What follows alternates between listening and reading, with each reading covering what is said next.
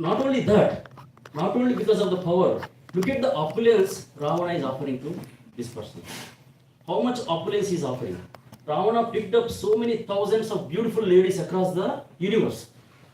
And it's not that he forcibly took over all those ladies. They themselves surrendered to Ravana because of the power, because of the strength, because of the wealth, because of the opulence Ravana can give them, because of the comforts Ravana could give all these ladies.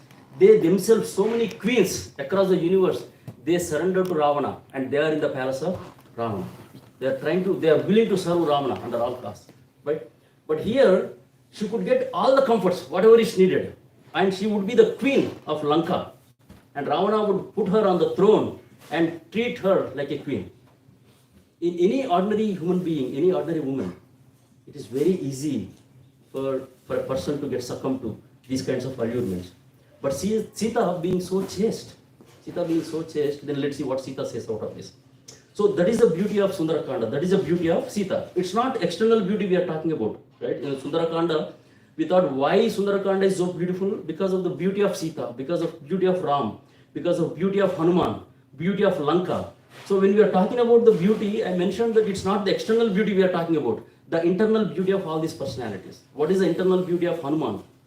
How he was thinking in each and every situation, each and every moment. What was the Hanuman's thought? How he wanted to serve Lord Ram?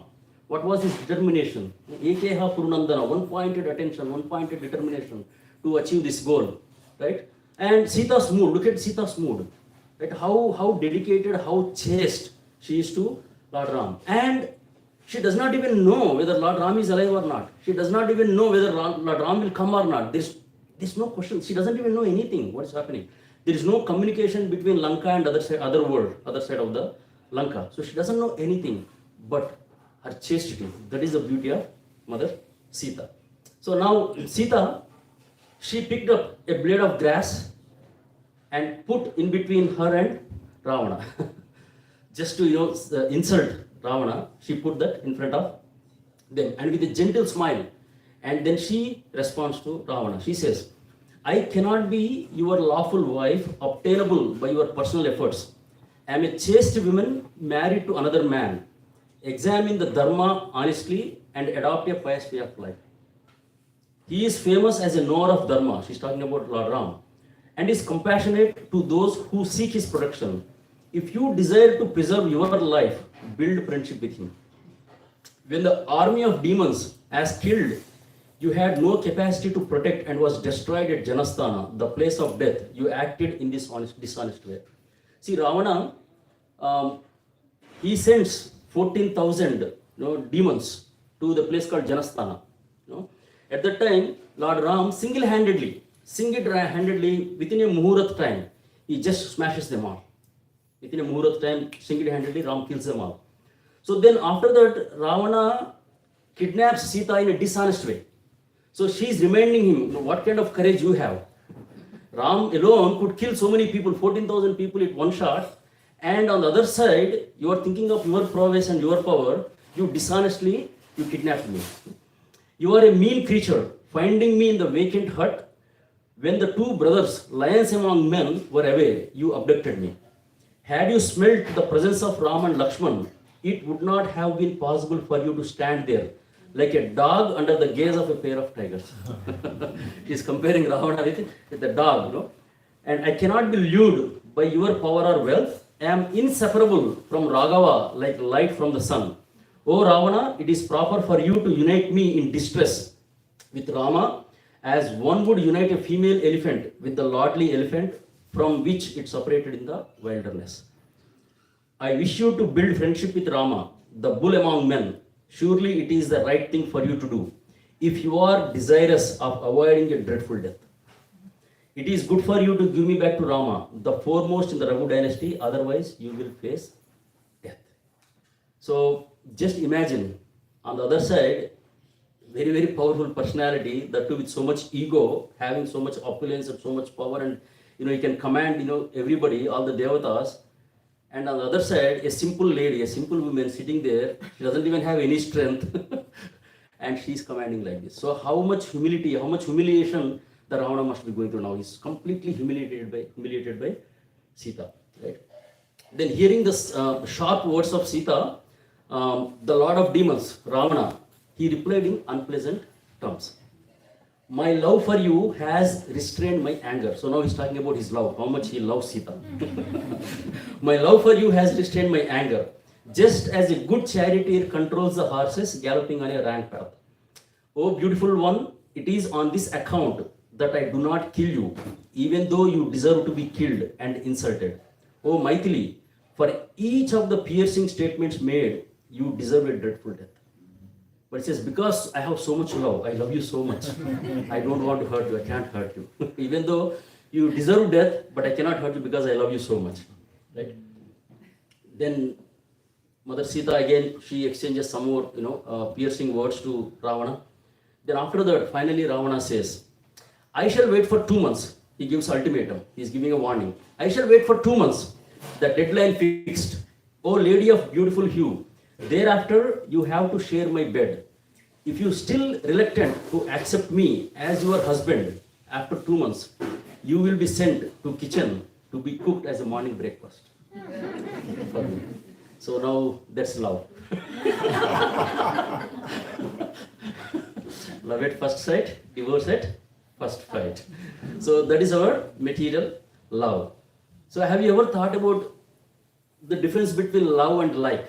So like, in the olden days, I would not say olden days, before coming to Krishna consciousness or ISKCON, I used to eat meat, right? I used to go to restaurants and I used to eat. So, I mean, it's very normal for us to say, I love chicken.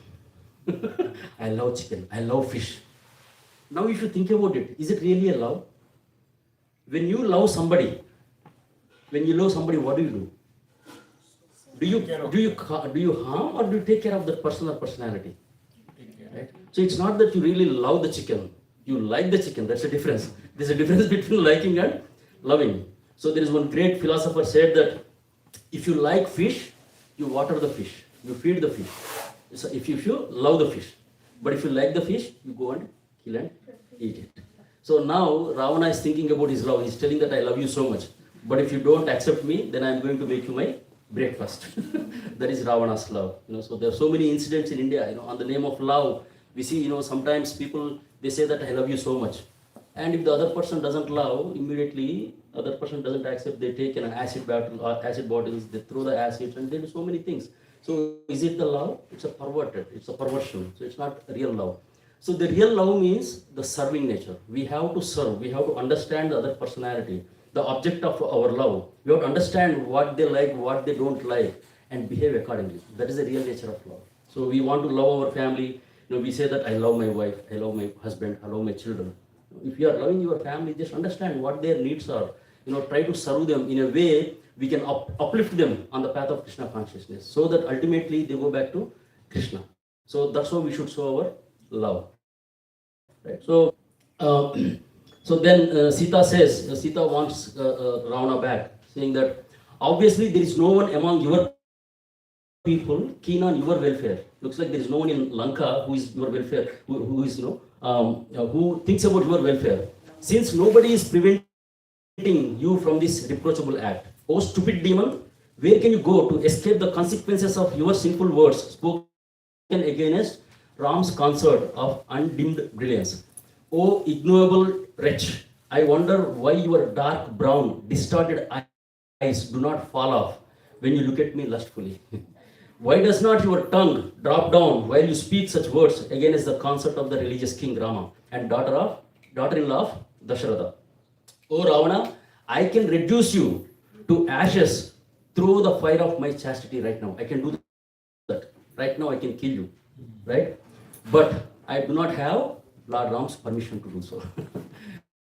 I do not have Lord Ram's permission, and I want to preserve my power of asceticism, even though you are fit to be consigned to the flames. So just think about it. Sita had power because of her chastity. She had power to burn Ravana into ashes. She had that power.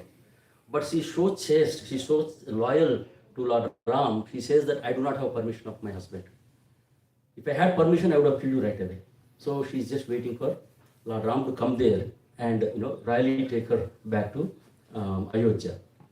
So on hearing Janaki, Ravana looked at her with a cruel eyes, opened wide and rolling. And he says that, "O Sita, you are following a vow of chastity and treading a meaningless wrong path. I will destroy you as the sun dispels the morning twilight with his luster." And he tells all the she demons around her, she tells that, "You do whatever you want, you have to convince Sita." He doesn't want to leave Sita. You have to convince Sita, you talk to her, you threaten her, you all the nice words, whatever you want to do, but you convince Sita so that she will accept me. So now, and all these things, Hanuman from the tree, from the Shinshupa tree, he's sitting there and watching all these things. So he's looking at it, he's hearing all this conversation that's happening between Ravana and Sita. Then obviously Hanuman understands that this is nothing but Sita. This cannot be any other person than Sita. This must be Sita. He's thinking like that. And then there are different she demons. They also started trying to convince Sita, and they're trying to threaten Sita with piercing, harsh words. So there is one demoness. She says that you are a woman, wife of Rama, an ordinary mortal. So Rama is an ordinary mortal. You are holding in high esteem. Withdraw your mind from Rama, or else you will not survive. Accept Ravana as your husband, and after uniting with him, enjoy all the pleasures of these three worlds. O Maithili, if you heed not my words of advice, I will pluck out your heart and eat up. So one she demon comes and says that if you do not hear this, I will pluck your heart. And another demon comes and says that I will take your eyes and eat. Another demon says that I will take your spleen and I'll drink your blood.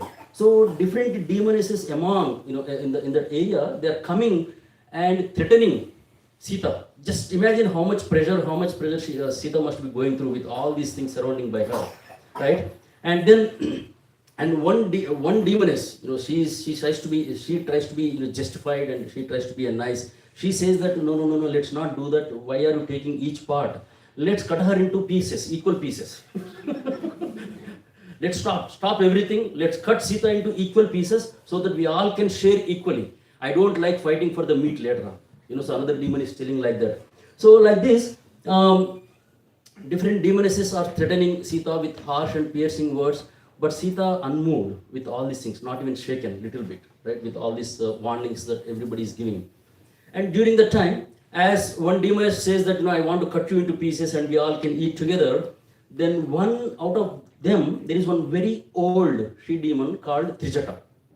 Trijata immediately tells all these demons, she says, you just move away, do not scare Sita at this point.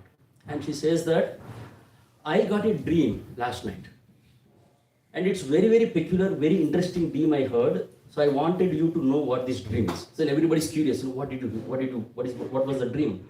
Then she says, tonight I had a terrific, horrifying nightmare in which I saw the annihilation of all the demons and the triumphant of Sita's husband. O Trijata, then the other demons said, O Trijata, tell us the kind of dream you had last night. Hearing the words from the mouth of the she demons, Trijata told them all about her dream. She says that Rama, a personality called Rama, in white attire, wearing a garland of white flowers, ascending a palanquin made of ivory, drawn by 1,000 swans, and coursing through the sky with Lakshmana arrived. I also saw Sita in my dream wearing white robes and perched on a white mountain surrounded by ocean. And of course, she tells a little more. And then she says that I saw the body of Ravana lying on the ground, smeared with oil, clad in red, wearing a garland of lilies and intoxicated with drinking. I saw Ravana with shaven head, clad in black clothes, fallen down on the ground from Pushpaka chariot, being dragged by a woman. In my dream, I saw the city of Lanka, protected by Ravana, burnt down by a powerful Vanara, a messenger of Rama. Therefore, go away from here, you will be totally destroyed by Rama, who will secure his wife and kill all of you along with others in great anger. So Trijata says that this is the dream I got. Then she, hushes away all demonesses, she demons from there, so just get away from this place. So then that's what happens. Hanuman is listening all these things from the tree, Shishupa tree. So then finally, then Mother Sita is thinking about contemplating all these things, all these demons trying to threaten her. Then she's also thinking whether Rama is there or not. What is happening to Ram? What is happening to Lakshman? There is absolutely no news. Nobody has come in last 10 months. We don't even know whether they are going to come. And she has a confidence on Rama, but at the same time, because of the circumstance, she's thinking, what is going to happen. So I definitely do not want to surrender to Ravana. That is very clear, right? So what option I have? Within 2 months, Ravana is going to make me his breakfast. He's going to kill me. He already gave a warning. So instead of that, I should kill myself. So then it is mentioned in Valmiki Ramayana that Sita has a very long what's called braid. So then there was nothing else. So she thought, she stands up, she goes near a branch, Shishuppa branch, and she thinks that, okay, I will take my braid and I'll tie it to the branch and I will kill myself. I'll commit suicide. So then she goes near the tree, and then she takes her thing, and then as she's tying the braid to the tree branch, then some auspicious omens come into her body. It is mentioned that if the left eye twitches for women, it's some auspicious sign. For men it is right eye, but for women it is left eye. That's something like that. Then Sita feels some auspicious omens in her body. Then she starts thinking, why am I feeling some auspiciousness right now? Till now I never felt it, but now I feel some auspiciousness. Maybe there is something good coming right now. Then she holds for a second. That's when Hanuman jumps from the Shishuppa tree. Now still Hanuman is very small, very short, like a normal monkey. No, he does not think. Hanuman is thinking at this point. So what is going on in Hanuman's mind? So Hanuman is thinking, it is the opportune time for me to comfort Sita, eagerly waiting to see her husband, who is of immeasurable powers and who is compassionate to all living entities. Right? So, but he is thinking that if I talk to her right now, or if I tell this, if I explain the whole thing in Sanskrit, then Sita might think that, how can a monkey speak Sanskrit eloquently? Then she may think that maybe Ravana came in a disguised form, because Ravana came in multiple different ways to allure Sita. If I come in and if I start speaking in Sanskrit, then she might think that Ravana came in a disguised form, so she will not believe me. And also, by looking at my form, if she screams, if Sita screams, there are so many she demons, and then immediately they will catch me, and there is a possibility that they may kill me.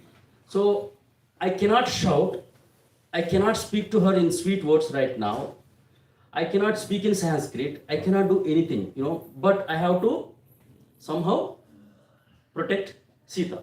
I have to convince Sita to be alive. So, but actually if you look at Hanuman's duty, what is Hanuman's duty? Why did he come? His duty was to, what was the instruction given to Hanuman? Just to find Sita. That's all his instruction was, nothing else. So he found Sita, he confirmed that this is Sita.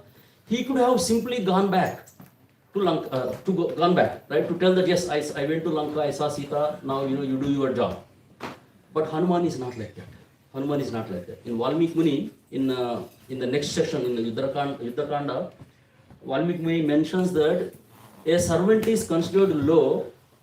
A servant is considered low if he or she does not follow the instructions of spiritual master. If spiritual master gives some instruction to a disciple, of course, spiritual master gives instructions only knowing the strength of the devotees, disciples. They will not give just like that. So upon taking the instructions, if they do not fulfill the desire of spiritual master, they are considered as low. And if a disciple just fulfills whatever is asked by the spiritual master, he is called mediocre. So spiritual master asks something, you go and do it, he is called a mediocre disciple. But if a disciple understands the true heart of the Guru, and he does beyond what Guru asks, then he is called excellent, first class disciple. So Hanuman is thinking that, okay, I came here to see Sita, I saw her, but I have to do much more than that. I have to convince Sita that Ram is alive, Ram is eagerly looking for you, Ram wants to come to see you, he wants to do all that. And the best way, so that is the yukti of Hanuman. In that situation, with his intelligence, he thinks that, let me do one thing which Ravana never does. Ravana never did. What was that? Ravana could come in many disguised forms, but he could never appreciate Lord Ram. He could never glorify Ram because of his ego, right? So he could never glorify Ram. Then Hanuman thinks that, okay, now I should glorify Lord Ram. That's the only way I can convince Sita. Then he starts, Hanuman starts glorifying Lord Ram. He tells briefly the entire, whatever happened right from the beginning of Ayodhya. Then he starts saying in a poetic form that, there is a beautiful city called, once upon a time, there is a beautiful city called Ayodhya. Then there was excellent king called Dasharatha. He did not have kids for many, many years. Then he did Putra Kameshti Yajna. Then 4 sons were born, Rama, Lakshmana, Bharata, Shatrughna. And then they went to forest. Briefly, like in few minutes, he summarizes whatever happened till then. And then how a Vanara came to Lanka and saw Sita. He told everything. Then by hearing all these things, and then after saying this, then then there is a twinkle in Mother Sita's eyes. So he says, yes, now I can see the auspicious signs. This is very promising. I'm very happy. I can see something is going on now. Then she feels some confidence. By looking at this, Hanuman jumps down from the tree. Then he pays Sastanga Namaskar. He pays obeisances to Mother Sita. And then, at the time, thinking that Mother Sita is feeling little comfortable, Hanuman wants to go little closer to Sita, because he feels that Sita is convinced that he is a good person. He is not disguised, Ravana disguised in another form.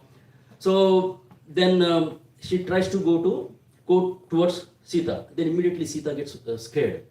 Then why are you approaching close to me? Why are you coming close to me? Even though she feels that there is some positivity in Hanuman, but still there is some apprehension in her heart. Maybe this is Ravana. She's not 100% convinced, right? So, but then Hanuman's intention was really to circumambulate Sita. That's why he was going closer to Sita. He wanted to circumambulate Sita, right? And then Sita says, Sita said, if you are that trickster Ravana who appears incognito before me, it is not good for you. You are causing grief again. Maybe my suspicion is not correct because I am experiencing pleasure in my mind in your presence. So she is experiencing pleasure in front of Hanuman, but at the same time, she is also a little bit apprehensive, whether to think whether this is Ravana or not. Maybe my suspicion is not correct because I am experiencing pleasure in my mind in your presence. Oh great Vanara, if on the other hand you have come here as Rama's messenger, I wish you well. I love Rama's story. Tell me more. So then she asks Hanuman to explain more. She wanted to hear more and more about Lord Ram. And then she asks, how does Ram look like? How does Lakshmana look like? What are they doing? How are they doing? And then questioned by Sita, Hanuman started describing Lord Ram's personality. He describes each limb of Lord Ram, how beautiful Lord Ram is, how powerful Lord Ram is. He describes everything, right? And then finally, he says that to convince Sita 100%, he takes a ring that was given by Lord Ram. So before Hanuman left, so Lord Ram gives a ring to Hanuman. So you show this as a proof, as an evidence that you are servant of Lord Ram. So finally Hanuman gives this ring. So as soon as Sita looks at this ring, he takes the ring and puts the ring to her heart, touches her heart. And she's feeling that Lord Ram is right there. She feels the presence of Lord Ram in that ring. she puts the ring on her heart. And then immediately she says, and he tells that, I am Hanuman.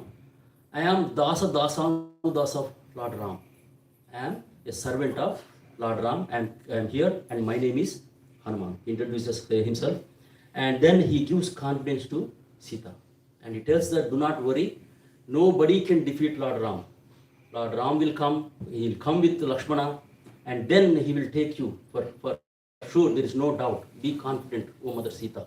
And then he tells that. And he tells Mother Sita, since you left, Rama has always been thinking sincerely of you. No longer drives away flies or mosquitoes, nor insects, nor serpents from his body. Because he's completely fixed on thinking about Sita. He did not care whether mosquitoes are on his body or serpents are on his body. Doesn't really matter. He was always constantly thinking about Mother Sita. Even in his dreams, Rama was thinking about Sita, Sita, Sita. That's what Rama was doing. That's what Hanuman tells Sita. To give comfort to Sita that Ram is always thinking about you. There is not even a slight bit, tingy bit of love has reduced for you. That just to prove that he tells everything to Mother Sita. And also Hanuman tells Mother Sita, oh beautiful lady, if you please, I shall redeem you today. I can take you on my shoulders today itself. You just jump on my shoulders, I will take you to Lord Ram. And he gives a confidence like that. And then Sita hears a wonderful proposal from Hanuman, that because Hanuman is willing to take her, then she says that you are so tiny. Just imagine, think about it, because Hanuman is still very, very tiny, like a small monkey, and monkey seeing all these things, right? And then Sita says that you are so tiny, how can you take me? How is it possible for you to take? Then Hanuman, at that point, he shows his gigantic form. He expands himself. He looks like a mountain in front of Sita. He's like a mountain. Now Sita, now you can come on. Just get onto my shoulders. I will take you right away. So, and then she says, and Hanuman, not only that, Hanuman tells Sita, I am one insignificant servants of Lord Ram. There are millions and millions of Vanaras like me, and who are much more powerful than me. I am the lowest among all the Vanaras. When it comes to strength, I am the lowest among all the Vanaras. If I can come to Lanka to see you, just imagine how much power Ram has and how much army Ram has. So they all can come and take you. The same Hanuman, before he left the other side, right, before he flew, everybody was cheering up Hanuman. Jai Ram, Jai Hanuman, Jai Ram, Jai Hanuman. Everybody was praising. And then Ravana, with so much pride at that point, he says that, yes, I can do this. I can fly. I can go and get it. So when somebody looks at these two situations, on one side, he was showing arrogance in externally. He's telling that, ego. I can do it. I'm so powerful. I can fly to Lanka. I can do it. That's what he said on the other side. But here in front of Sita, he's telling that I'm insignificant Vanara. Insignificant. There are everybody more powerful than me. I'm the lowest among all Vanaras. So just think about the mood of Hanuman. Hanuman, depending on the situation, he wants to convey, he wants to make sure, he wants to give confidence. Before flying, he wants to give confidence to all the Vanaras that I am powerful, I can do. That was his goal. And here he wants to give same confidence to Sita that there are more powerful Vanaras who can come and pick her. So that is the disciple, that's a devotee. Depending on the situation, one has to behave accordingly. One has to talk accordingly. How much to talk, where to talk, what to do, what not to do. It's not that one person is always like this. Sometimes one has to be ferocious. Sometimes one has to be very humble. Sometimes you have to talk a lot. Sometimes you should not talk at all. Depending on the situation, depending on the environment, one has to act accordingly. So these are the things Hanuman, we can learn from Hanuman. How Hanuman is behaving at every moment, every situation, every circumstance, what was his thought process. The only goal for him, is somehow or other, go back and bring Lord Ram to Sita and take it. That is the only goal Hanuman had, no matter what. That's what he was trying to do. Right? So then Sita says, okay, I can come onto your shoulder, that's fine, but you are going with so much speed, then I may slip into the ocean. Who will look at me? Right? Or when you are taking me, there are so many demons in Lanka, and they may start shooting with arrows, and then to fight with them, you may ignore me, or I may fall down in the ocean, or they may kill me. During this process, you may be killed, and she was giving all the reasons why she doesn't want to go with Hanuman, right? And then she says that furthermore, when you are burdened with a woman, you will also fall into danger, no doubt.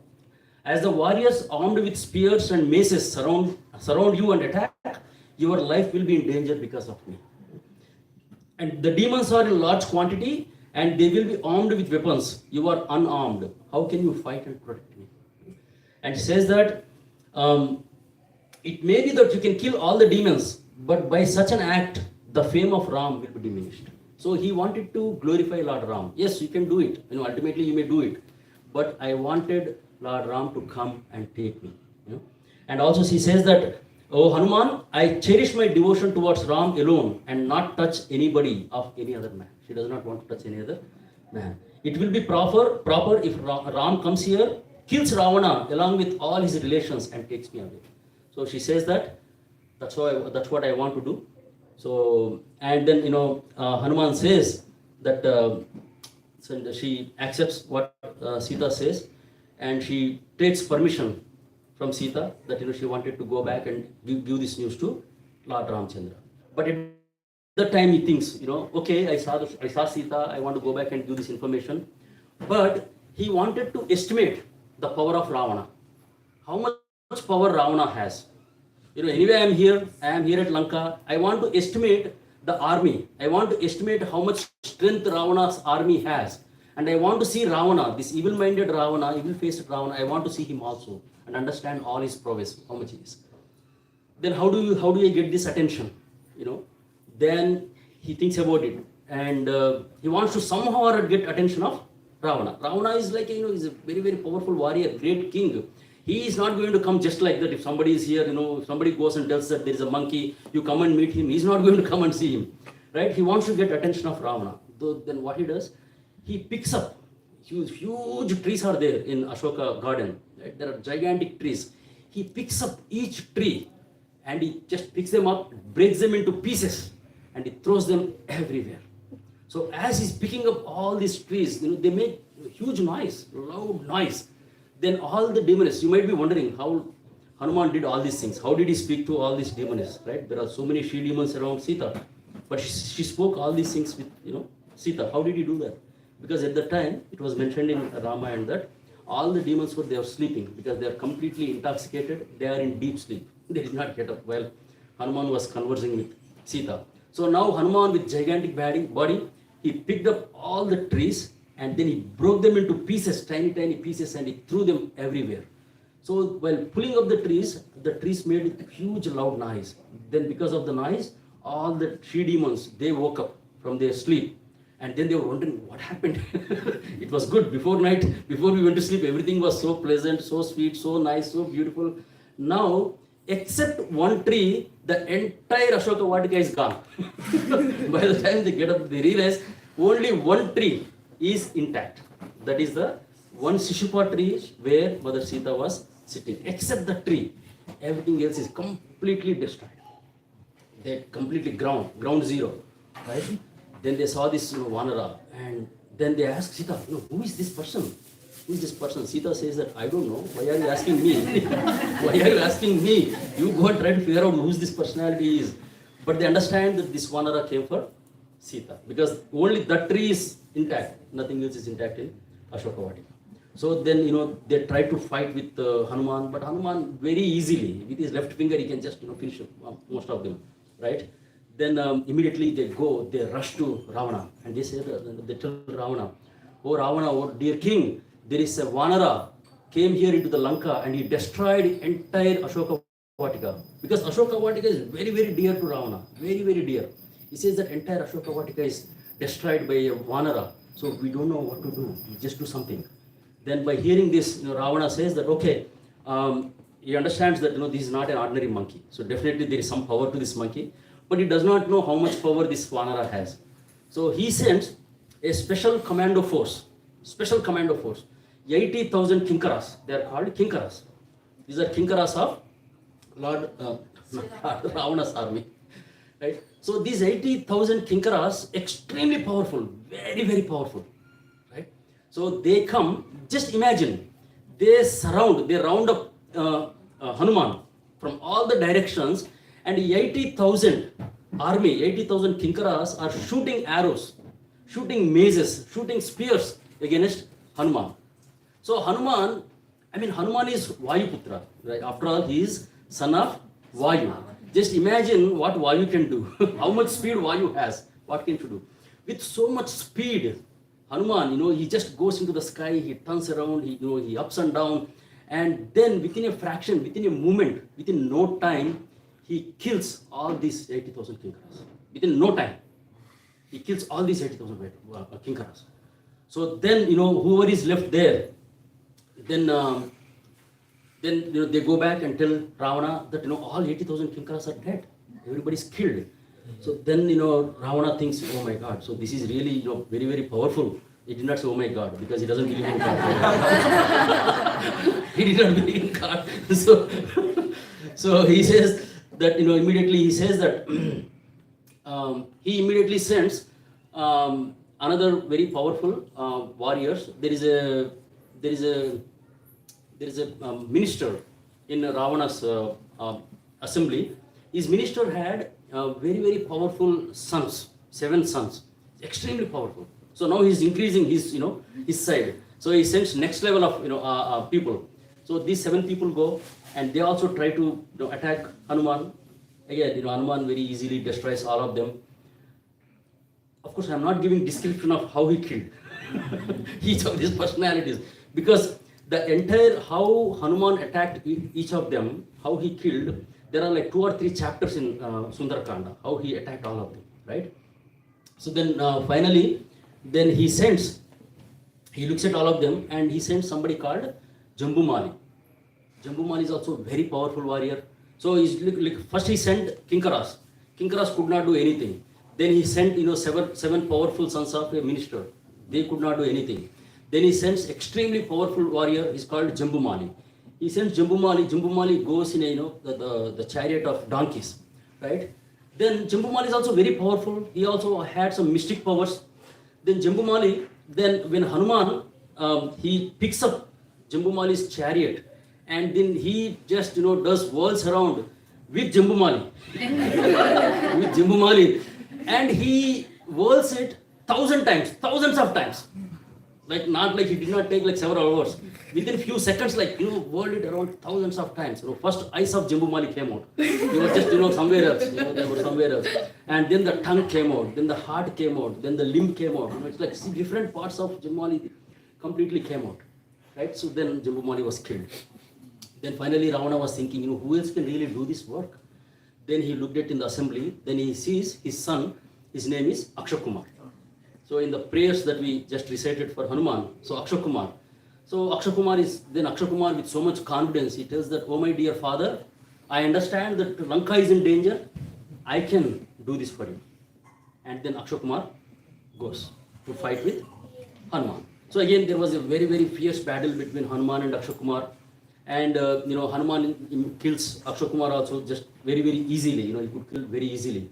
Then at that point, like the way Hanuman is punching these people, right? When he's punching, sometimes he breaks the legs, sometimes he hits with the chest, sometimes he kicks the people, right? Sometimes he's doing all these things to kill all these people, and right. So there is an anecdote that just before the Ram Ravan war, so all the eagles, usually when there are dead bodies, all the eagles the vultures, they come and eat the dead bodies.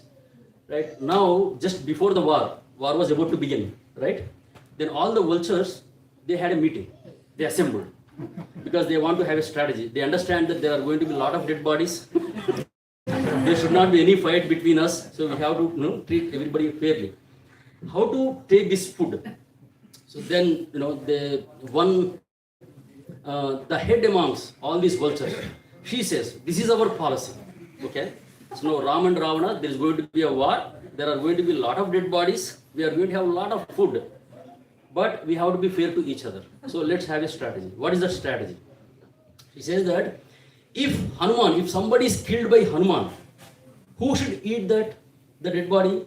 The people who are very old vultures, who do not have teeth, who cannot bite, who cannot crunch. That kind of a vulture should eat the meat of the person who is killed by Hanuman. Because when Hanuman punches, you can't see the bones. It's only powder. It's only powder and lump of flesh. So that kind of a vulture should go and eat when Hanuman kills somebody. Then there are some, Angada, Sugriva, all these personalities are there. They also kill all these demons, but you can still see some bones. Little bit bones will be there. So there are who have some teeth, they can go and eat that kind of a dead body. But there are some young Vanaras. If they kill in a certain way that they do not destroy the body externally. Body will be intact, but they play with the life-forcing items in the body. They kick in such a way that the person will be killed, but the entire body will be intact. So the people who are very strong, the vultures who are very young, very strong, they should eat this kind of bodies. Then finally says, but however, when Lord Ram, the people killed by, the demons killed by Ram and Lakshmana, nobody should touch. Why? Can you guess why? She wanted No. Because they'll get liberty. He says that, the vulture says that, Vulture King says that, if any demon, the demons killed by Ram and Lakshman, you preserve the bodies, bring the bodies, we all sit together, eat, and sing Mahaprasade Govinde. Because that will give us liberation. They are killed by.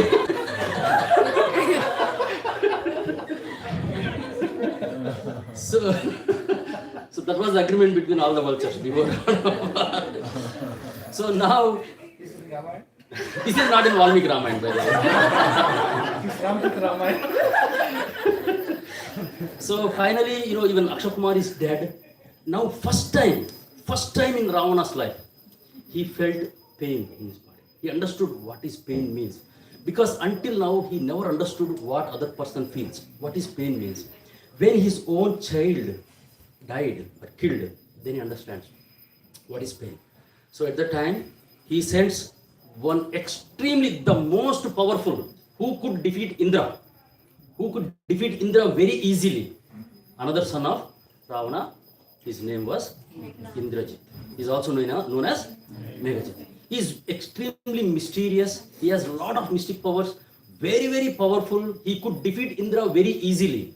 And if there is somebody besides Ravana, he thinks that if there is somebody in this entire assembly. He defeated Indra. That's the reason he got the name. Yeah, he defeated Indra. Yeah, exactly. That's why he's called Indrajit. Yeah. So there is one person who could handle the situation, that is Indrajit. And at this point, now Ravana understands that this is not an ordinary monkey. So many demons were killed. My army is destroyed. A lot of army is destroyed. Even Akshay Kumar is died. Jambumali is died. So now the only person who can do this is still Ravana do not want to come. He doesn't want to come, right? So somebody who can take care of this is Indrajit. And he tells Indrajit, be careful. This is not an ordinary monkey. Don't take him easily right now. If you want, take the entire army. You take whatever you want. But I want this monkey alive. You capture him somehow. So Indrajit goes. Now Indrajit goes in a chariot with elephants, right? Indrajit also can move in the speed of wind. Hanuman is on one side, he can also move in the speed of wind. Indrajit on the other side, they are trying to shoot arrows with each other, but they are going in so much high speed, they cannot even see each other. That much speed both have, right? So they are fighting, and then finally Indrajit decides that I have to capture Hanuman. The only way I can capture Hanuman is use Brahmastra. Brahmastra is extremely powerful. Brahmastra, you cannot beat Brahmastra, right? So now it's time for me to capture Hanuman with Brahmastra. So Indrajit takes and sends Brahmastra. So now Hanuman, as soon as Brahmastra touches Hanuman, so now Hanuman is extremely powerful, very, very powerful. Then what happens? Can Brahmastra defeat Hanuman? Can Brahmastra capture Hanuman? Can Brahmastra bind Hanuman? Is it possible? But Brahmastra is extremely powerful. There is never in history Brahmastra failed. So now Hanuman started thinking. So this is the Brahmastra. Brahma, after all, Brahma is the first living creature, first living entity in this entire creation, right? So I have to honor Brahma. If I do not surrender to Brahmastra, then everybody will take Brahmastra cheaply. People will not respect Brahma, the power of Brahma. So I have to surrender to this Brahmastra. Then he voluntarily accepts Brahmastra, surrenders, and then appears as if he is unconscious. So immediately, all the other demons, they thought that now Hanuman is caught. They take all the ropes and then they bind Hanuman. But Brahmastra has an interesting policy. Once somebody, after hit by Brahmastra, if somebody else uses some other normal ropes, then Brahmastra withdraws from the body, the person. That's Brahmastra. So now these demons, all other demons, Rakshasas, as soon as Hanuman was unconscious, they thought that Hanuman is now unconscious. So now they start tying Hanuman. So Indrajit immediately Indrajit understands all these things. Indrajit says that, oh my God, what did you guys do? It's like I applied Brahmastra, which is supposed to be very, very powerful. Now you guys went and tied with him normal ropes. Now Brahmastra is also gone. And until next day, people cannot use Brahmastra again. Once Brahmastra is gone, then you cannot use Brahmastra until next day. So now Indrajit is also very scared. What is going to happen now? So what to do? But then Hanuman voluntarily surrendered anyway. So he did not retaliate. He did not fight back. So then Indrajit is convinced that Hanuman is surrendered. Hanuman is, they take Hanuman to Ravana's assembly. So now Hanuman looks at Ravana. Ravana looks at Hanuman. And when Hanuman looks at Hanuman appreciates, glorifies Ravana's personality. How powerful, how powerful this personality is. And he glorifies Ravana in his heart. That, I wish such a personality with so much strength, so much power, so much knowledge, I wish he is on the side of Ram. If he's on the side of Ram, he can be the king of entire 3 worlds. Such a personality. Unfortunately, he's on the side of other man. Unfortunately, he's doing this. Right? So then Ravana asks, I'll take another 5-10 minutes max. So then we can conclude Sundarakanda. So we can have a proper conclusion today. So then Ravana asks, who are you? Who are you, this monkey? Then Hanuman tells that, he is the servant of, he's a Dasanudasa of Lord Ram. And he glorifies Lord Ram, his power. And also he gives a warning to Rama. So if you do not, even now, if you do not give up Sita, if you do not give Sita, you are going to meet death very soon. So by hearing these words from Hanuman, Ravana gets extremely agitated. Very, very. Already he is completely agitated. He is very angry, right? Because most of his army is destroyed. He is very angry. Now he wanted to kill Hanuman. He immediately orders the assembly, just kill this person, kill this Vanara right away, kill this monkey right away. Then Vibhishan, says that. Then Vibhishan starts glorifying Ravana. So he tells, oh my dear brother, you know all the Vedas, you know Dharma, you are very dharmic. Vibhishan is glorifying Ravana to pacify him. A person like you should not kill a messenger. Messenger is insignificant, so you should not kill a messenger. So, but still Ravana was very angry. He's not listening to Vibhishan. We want to kill this Vanara. Then finally, Vibhishan says that if you really want to do this, just insult. Insult is more than a death for somebody. So you can insult this Vanara and leave him. So then Ravana thinks, okay, Vibhishana, this is a wonderful idea. For monkeys, the most prestigious thing for monkeys is their tail. So let's burn his tail. That itself is equivalent to death for Hanuman. So now they order all the the army to put fire to Hanuman's tail. So they tie some cloth, everything to Ravana's tail, and then they light Hanuman's tail. So now they want to show to entire Lanka that they captured Hanuman, because Hanuman did a lot of destruction, right? But they want to show that we are more powerful than Hanuman. That's why they dragged Hanuman. They put they lit fire, and then they dragged Hanuman on the streets of Lanka, and with the drums, with the bugles, making loud noises, and they are dragging Hanuman with all the he's completely bound by ropes and fire on his tail, and they are dragging Hanuman in the streets of Lanka. So all the Rakshasis, all the demons from the house with children, everybody coming out of the houses to see the situation, to see this monkey Vanara is caught, right? So then Hanuman was thinking in his mind, what is going on in his mind? Hanuman was thinking, I came last night to Lanka.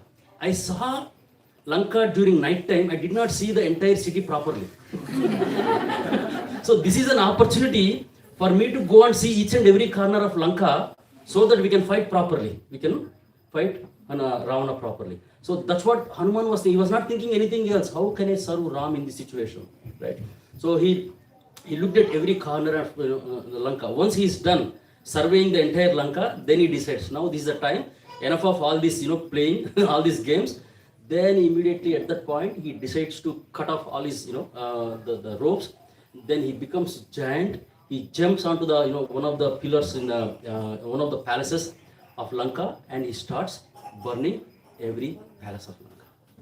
He starts burning every palace of Lanka. Right now, all the devatas, Gandharvas, all the demigods, they are looking from the skies. What great things Hanuman is doing. Everybody is cheering, offering flowers from the skies by looking at the heroic acts of Hanuman. So then entire Lanka is burnt from the sky. Only the flames can be seen. Nothing else. Nothing can be seen of Lanka. After all these things, now all of a sudden Hanuman was thinking, what did I do? I burnt entire Lanka.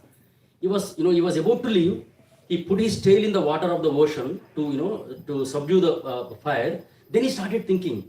He looked at Lanka, and entire Lanka is in fire. What stupid mistake I made? Sita is there. Our mother Sita is there in Lanka, and I burnt entire Lanka. What is going to happen to Mother Sita? Then he started thinking in his heart, and he started feeling morose and sorry for all these things. Then after some time, after a few seconds, then he thought, when they put fire on my tail, it did not burn me because of Sita's prayers, because of Ram's blessings.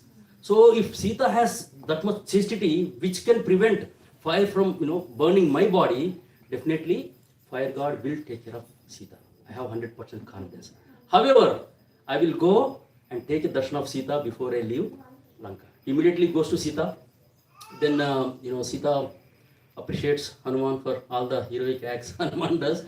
And then he says that I came here to see that you are safe, Mother Sita. Now please give your blessings so that I can go and convey the message back to Lord Ram. So then Sita gives her blessings. Then immediately Hanuman takes off from Lanka. Then he comes back on the other side. Now all the Vanaras with so much anxiety, they're thinking, Hanuman is gone. We don't know whether Hanuman found Sita or not. Everybody is eagerly looking. Then Hanuman comes, so he just came all the way to the shore. Now Hanuman wanted to get attention of all these Vanaras. He's making huge loud noises. That I am here, I am here, I am here. And he's making huge noises.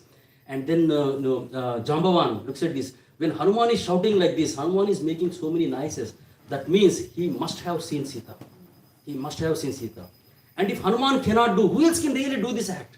It's possible only for Hanuman. So Hanuman is so happy, he's cheering, he's shouting in the sky. That means Hanuman has seen Sita. So now everybody is cheering up, Jai Hanuman, Jai Ram. And then finally Hanuman lands on the other side. So now everybody is coming, everybody is surrounding Hanuman. They are looking Hanuman from different directions, And then they are massaging the feet of Hanuman. They are massaging the hands of Hanuman. They are looking at him with so much adoration, so much love, so much worshipable mode. And they ask him, please tell us what happened. Have you seen Sita? What happened? What did you do in Lanka? Right? Then Hanuman, narrates everything. The time he leaves that place, the meeting Mainaka, Surasa, Simhika, and meeting Lankini, everything in detail. He did not miss any part of it. So he explains everything, narrates everything to all these Vanaras. Everybody is extremely happy. So now it's a party time. Yes, Hanuman did it. So now let's all have some fun. Party. This party culture started. Let's remember that. Then they all wanted to have a party. So then there is a beautiful forest called Madhuvan. So that forest is it's a garden. That garden is known for very, very nectarian honey. Very nectarian, extremely sweet. Nobody is allowed to enter, right? Sugriva's maternal uncle is guarding that place. Nobody, he does not allow anybody to enter into this. But all these Vanaras, we are talking about thousands of Vanaras, and these are extremely happy for their accomplishment. They all jump into this, this Madhuvan, and then they just, they drink a lot of this, the intoxicating honey, and they are completely intoxicated. All these monkeys are completely intoxicated. Some are lying, some are rolling on the ground because of this intoxication. So then finally, Jambavan goes, and Angada goes and informs Sugriva. And that, Hanuman came back, all the Vanaras are here now. Then Ram immediately says that I want everybody here right now, and I want to hear what exactly happened. I want to hear the entire thing. So then Angada comes back and takes all these monkeys, with Hanuman. They pay obeisances to Lord Ram, and Lord Ram asks Hanuman, with tears in his eyes, what happened? Did you see Sita? Then Hanuman, humbly again narrates the entire thing. And then Lord Ram extremely feels happy and grateful. And Lord Ram tells Hanuman, you have done so much for me. What else? But it's a very pity situation right now. What else I can really give you, Hanuman? What I can give you? Except this embrace. And then he goes and embraces Hanuman. So that's how Sundarakanda. Actually, Sundarakanda ends where Hanuman reaches the shore. This particular pastime where all the Vanaras having fun and then meeting Lord Ram and narrating Lord Ram embracing Hanuman. This comes in the beginning of Yuddhakanda. So then immediately Lord Ram tells, without further delay, without any further second, let's all go to Lanka. So then they make all the arrangements to go to Lanka. So that is our. So now, based on the definition of Sundarakanda, is Hanuman beautiful?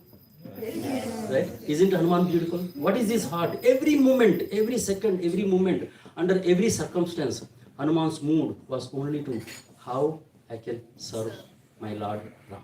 There is nothing else. He has done so many heroic acts, but he not even in his heart, he never thought that it is all because of his own endeavor. He always thought it is because of my master. If he did not give his blessings and mercy, I cannot do anything. He worked like an arrow. Arrow goes and hits the target, but nobody gives credit to the arrow. The credit is given to only the master. So Hanuman had the mood that I am only like this arrow. I am not the shooter. So that's why Hanuman is extremely beautiful. This personification of servitude, service. So there's so much we can learn from Sundarakanda. There are lot of lessons we can learn, but I could not do justice. Actually, honestly, I could not do justice for this entire Sundarakanda. There are 3,000 verses in Sundarakanda. 3,000 verses, just imagine. Sorry? Is it Sundarakanda, Aranyakanda? They are from Tulsidas Gosaiji's Chopai. Tulsidas also wrote Ramayana. He also compiled, it's called Chopai. So Tulsidas also compiled entire Ramayana, but this is entire thing is from Valmiki Ramayana. So there are 3,000 verses in Sundarakanda. So Hanuman is extremely beautiful. Sita is extremely beautiful. Even though externally she is emaciated, she did not change her dress for 10 months. Same outfit she was wearing. She did not eat. Of course, it's mentioned that demigods used to give prasad to Sita. So she ate that. But otherwise, she did not take shower. From external perspective, she was not beautiful. But look at the internal mood of Sita Devi. How much beauty Sita had. And look at the beauty of Ram, how she was looking for Sita, Dharmapatni, right? So that's the reason Sundarakanda is extremely beautiful, extremely Sundara. There is nothing that is not Sundara in entire Sundarakanda. Okay. With this, we will end the Sundarakanda 3-part session. I thank each and every one of you. Thank you for tolerating me for 3 sessions. And also I would like to thank Kalini Sundari Mataji and Vrajabhakti Mataji, because last 2 sessions, today's session and last session were actually, they were scheduled to speak, but I requested them that I would like to continue this. And this idea is given by actually Kalini Sundari Mataji. One day she said, before I pick up this topic, she said, Tirtha Prabhu, why don't you take some topic from Ramayana? You speak very nice katha. I said, I don't know whether I speak nice katha or not. I like Ramayana, so let's do it. That's how I ended up picking up. Lal Govind Prabhu's Ramayana YouTube is going on. So yesterday I was listening. It's so beautiful. Atri Munis. It starts with Atri Munis prayer. We can end that. Yeah, so we will end this for the class. So thank you all so much. Srila Prabhupada ki, Lord Hanuman ki, Ramchandra Bhagavan ki.